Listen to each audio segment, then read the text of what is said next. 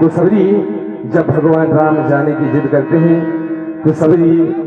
प्रभु रामचंद्र जी महाराज से कहती है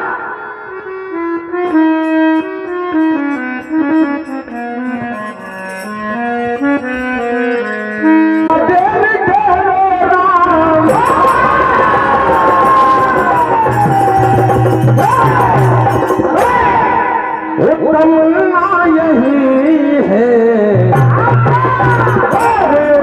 तो अभी हमने जी भर के देखा नहीं